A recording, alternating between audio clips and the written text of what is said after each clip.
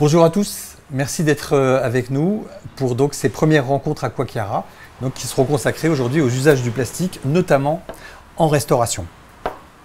Alors je vous présente tout d'abord Fanny. Fanny, tu me compléteras si j'oublie des choses. Donc tu es présidente et cofondatrice d'Ecotable. Tu es maître de conférence à l'université Paris 13. Et Ecotable, c'est donc un label qui garantit les restaurants éco-responsables.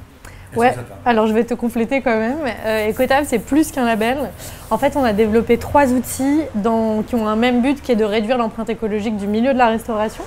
Donc on a développé un label pour permettre au grand public d'identifier les restaurants éco-responsables. Ici, on est chez Anona, par exemple, dans le 17e arrondissement, qui est labellisé Ecotable. Ça veut dire qu'ils nous ont donné les factures, on a analysé leurs pratiques, on a vérifié qu'ils répondaient à un cahier des charges.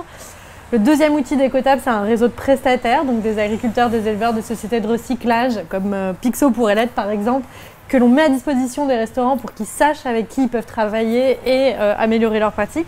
Et le troisième outil, c'est de la formation et du conseil pour justement réduire son empreinte et connaître tous les enjeux de l'éco-responsabilité. Que les restaurateurs puissent s'améliorer et éventuellement accéder au label, j'imagine. Oui, tout à fait. Très bien. Ensuite, Thibaut Spivak, donc tu es restaurateur et chef du restaurant Anona, qui nous accueille gentiment aujourd'hui. Et donc, on t'a choisi parce que tu es justement un restaurateur, d'une part labellisé Ecotable, mais par ailleurs connu pour ton engagement. Tu es un chef engagé, comme on dit, et pour toi, pour ce que j'en sais, l'environnement est important. Oui, tout à fait, c'est très bien résumé. Merci. Parfait. Benjamin Perry, donc tu es cofondateur de Pixo, qui est une société qui s'occupe de se débarrasser, d'aider les restaurateurs à se débarrasser des déchets.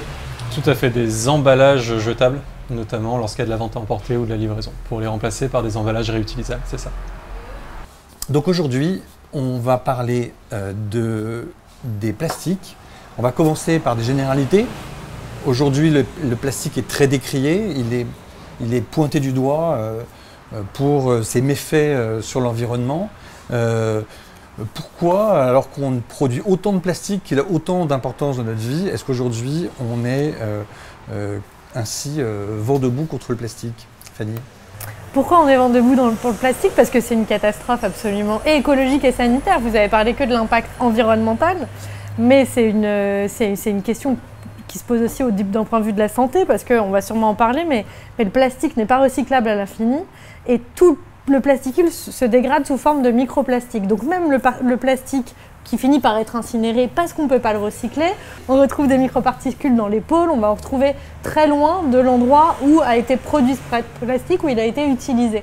Ce qui pose des questions, parce qu'on se retrouve dans notre corps avec des microparticules de plastique, qu'on en trouve dans les sols, des microparticules de plastique, qu'elles contaminent l'environnement de manière générale, qu'elles entraînent une acidification des océans, ce qui rend difficile tous les bénéfices écosystémiques des océans, notamment la captation du CO2 et l'oxygène que nous rend les océans. Donc c'est une vraie difficulté environnementale quand on sait le nombre de plastiques qui sont créés et utilisés tous les jours, alors que ces plastiques ne pourront pas correctement se biodégrader dans la nature. Donc l'impact du plastique, il se retrouve dans les océans, essentiellement? Partout. Mais pas que.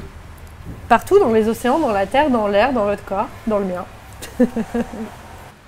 Thibaut, toi, pourquoi tu cherches à éliminer le plastique? Pour les mêmes raisons que Fanny, on a conscience de ça. Il y a quand même une quantité de plastique énorme qui rentre dans les restaurants et qui repartent, que ce soit des emballages de légumes ou des choses comme ça. Donc on avance doucement vers, pareil, tout ce qui va être les bouteilles en plastique pour boire un jus de fruits, des choses comme ça, c'est énorme. Il y en a énormément dans la restauration. On peut se remplacer par le verre, mais c'est toujours pas parfait.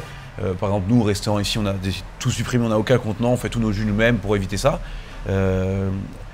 Mais par contre, c'est sûr qu'il y a des difficultés après sur des produits qui sont plus difficiles à remplacer, ou parce qu'il n'y a pas encore les moyens, parce que les coûts sont énormes. Il y a plein de choses comme ça. C'est un travail, je pense, qui se fait sur plusieurs années et qu'il faut trouver tous des solutions. Alors, on considère qu'il y a 9% du plastique qui est recyclé. C'est pas lourd. Non. Donc ça veut dire que qu'advient-il des 91 autres pourcents? Eh ben, on les retrouve justement dans la nature. Et on sait que le plastique met 450 ans pour se dégrader. Et se dégrader pas jamais complètement. sous forme de micro et nanoparticules qui posent peut-être encore plus problématique parce qu'on ne sait pas du tout comment s'en débarrasser derrière. Oui, absolument. C'est encore pire parce que justement, on ne peut pas les attraper, les microparticules. Alors, il y a aussi des effets délétères sur la santé, hein, tu l'évoquais tout à l'heure, hein, c'est tout l'aspect des effets perturbateurs endocriniens des plastiques, notamment des PET. Qu'est-ce que tu en dirais ? Alors la première source de perturbateurs endocriniens, c'est pas le plastique, c'est les pesticides. Mais le plastique est en effet en bonne position aussi. C'est aujourd'hui une vraie problématique de santé publique. Pourquoi ? Parce que les perturbateurs endocriniens, ils ont un effet mutagène, c'est-à-dire qu'ils vont modifier notre ADN et on va transmettre ces mutations à nos enfants qui vont les transmettre à nos petits-enfants. Donc on n'a aucune conscience de ce que ça peut impacter sur les générations futures. Et ça entraîne à court terme des problèmes de cancer, des problèmes de diabète, de maladies auto-immunes qui se développent aujourd'hui. Donc la question des perturbateurs endocriniens, elle se pose auprès des décideurs publics. L'Union européenne a essayé de réguler et c'est pas fait, mais c'est absolument une question qui doit être cruciale aujourd'hui. Oui, c'est en cours, hein, parce que quand même, il y a une certaine nombre. Les bisphénol A, par exemple, ont été supprimés, qui existaient dans les biberons des enfants.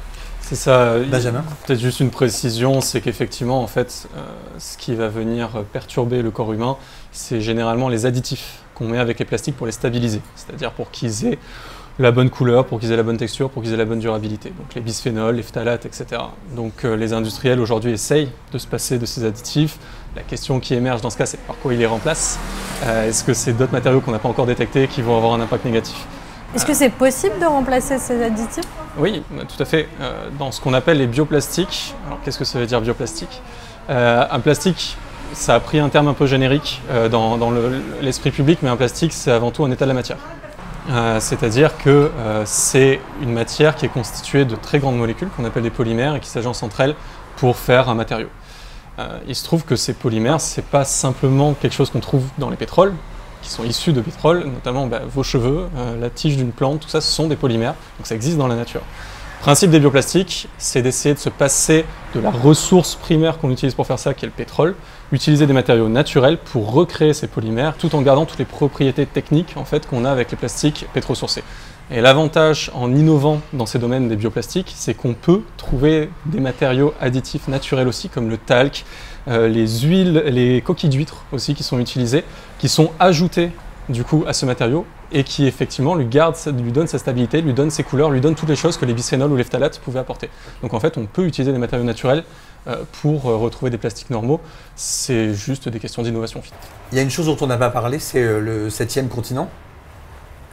Ça va un peu avec ce qu'on a dit, qui est que comme le plastique n'est pas recyclable à l'infini et qu'il va en microparticules et en nanoparticules, c'est ça le 7e continent. C'est pas un endroit où on a des brosses à dents, où on a des bouteilles d'eau et on pourrait les ramasser. C'est un endroit où il y a tellement de microparticules qui se sont agglomérées qu'on a quelque chose de la taille d'un continent et qui est tellement petit qu'on ne peut pas le filtrer de l'eau. C'est ça qui est particulièrement effrayant. Ouais. Et c'est un endroit où il y a quand même des animaux marins. Évidemment. Il y a quand même des animaux marins qui sont susceptibles d'ingérer tout ça. Oui, et de s'empêtrer dans le plastique. Et on considère que 99% des animaux sur l'année auront ingéré justement des microplastiques. En fait, ça a été très long comme processus, mais ça a infecté toute la chaîne alimentaire. Ça va partir effectivement des océans où il va y avoir ces plastiques qui vont commencer à se décomposer et tomber en microparticules, qui vont être mangés par des poissons, qui vont être mangés par des hommes, qui vont être mangés par des animaux, et du coup on en retrouve sur toute la chaîne de valeur, et c'est ça qui fait qu'on commence à avoir une accumulation effectivement dans notre propre corps, quoi. Sans parler de la question, on en parlera plus tard, mais du compostage de plastique, soit plastique PET, soit plastique PLA, qui pose aussi question en termes de dégradabilité dans les sols et derrière ingestion des aliments qui sortent de ces sols. Il y a un phénomène qui est assez étrange sur le plastique à usage unique, notamment pour les emballages. C'est que finalement, on est arrivé à un stade dans notre société où on trouve plus simple d'aller forer le sol, extraire du pétrole, le trimballer jusqu'à une raffinerie, le raffiner, le transformer, l'envoyer à un autre endroit pour fondre un plastique, par exemple un couvert à usage unique en plastique, l'expédier en Europe pour qu'il soit utilisé, mangé, jeté, puis incinéré, plutôt que prendre une fourchette potentiellement en inox, l'utiliser et la nettoyer. Et ça, c'est assez hallucinant qu'on en soit finalement arrivé là avec une chaîne de transformation qui est hyper longue pour le plastique, avec effectivement un résultat qui finit généralement par de l'incinération, alors que finalement des solutions réutilisables, d'autres solutions existent et sont tombées en désuétude. Très bien dit. Effectivement, c'est très bien dit. L'explication de ça, c'est probablement le business model qui est derrière tout ça. Tout à fait. L'explication, c'est que le plastique a quand même beaucoup d'avantages. C'est qu'en tant que matériau, il est très peu onéreux. Et du coup, pour tous les usages jetables, justement, ça permet d'avoir la fourchette plastique dont je parlais. Elle coûte moins de 1 centime aujourd'hui à l'achat. Donc forcément, c'est quelque part très pratique et facile, notamment pour un restaurateur qui va faire de la vente à emporter, d'intégrer ce moins de 1 centime dans le coût de vente du produit final, et puis après laisser à son client le droit de le jeter dans la poubelle. C'est beaucoup plus simple que d'imaginer ce retour de la fourchette à inox, où du coup, qui possède la fourchette à inox? Si je suis restaurateur et que je la possède, il faut qu'on me la ramène. Si c'est le client qui doit venir avec, c'est compliqué. Et du coup, c'est clairement la facilité du plastique jetable qui l'a poussé aujourd'hui autant dans notre société, notamment dans la restauration. Et ces difficultés sont celles que tu rencontres chaque jour, évidemment. Tous les jours, oui, et qu'on essaye de combattre tout en évitant de ramener de la complexité. Donc c'est tout l'enjeu, c'est qu'aujourd'hui, on a acquis une facilité avec le jetable. Les gens ont du mal à revenir en arrière sur la facilité. Donc c'est comment on fait pour innover et faire en sorte que le réutilisable retourne au réutilisable tout en gardant cet aspect facile qu'avaient les emballages plastiques, notamment jetables. Ouais. Le cœur du cœur de ces difficultés, c'est justement un des plus grands méfaits peut-être des plastiques. Bien, dans le prochain épisode, on va voir comment ça se traduit plus précisément en restauration. Merci à tous. Merci. Merci.